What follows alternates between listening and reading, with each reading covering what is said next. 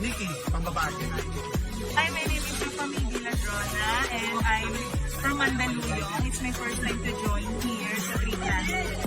Christina Sophie Padera.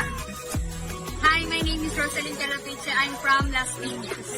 Hi, my name is Nina Francesca Segoya and I'm from Taytay Rizal. My name is Tisha Manalo. I live in Taytay Rizal. So, I'm Angel Shane Villaganos from Cayetano. Ako nga pala si Juan Paulo Coronel. And I'm from Makati City. My name is Lloyd. Hello, I'm Ruth. I'm Leo. I'm Don. And we're all from Antipolo. I am Lieutenant Leonardo Tolentino, Deputy of Police at Panay, and this is my legal Staff Sergeant Michael.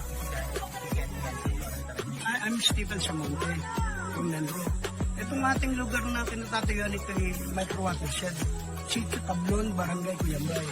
As of now, dito kami nagsimula dahil yung panahon ng Undoy ay tayo namulat dahil sa ika nga halos ay nasalanta talaga ang aming kabayanan.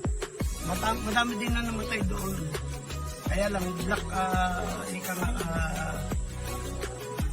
nagkaroon ng news blackout ba. Ngayon, nang magsimula kami 2010. Nung magsimula ang mundo kasi 2019. Kaya itong lugar na ito, dito yung ikang mga pinuputo ng mga kahoy ng araw. Kaya tablon, tinatabla. Dito yung malalaki ang truso. Ngayon, ito ay itong lugar na ito ay pag-aari ng ating municipal government. Dito, taon-taon nagdadaos. Pag pumasok ang June, may tree planting na ang aming municipality of Tanay and Banbulan. What's your reason for joining po? Nag-iya siya. First, parang lahat naman tayo for the environment. We know naman na ang dami yung nangyayari sa world na at least dahil nga yung environment natin is nasisira. So parang we thought na ito yung way na makaka-help kami para hindi lumala pa yung problems natin. I just want to be part of this great cause para sa environment natin. Ang bagay yung pipili sa environment. Ito yung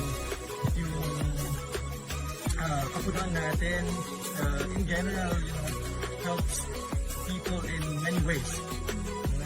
And how's your experience in Canada? Super great. Very fulfilling.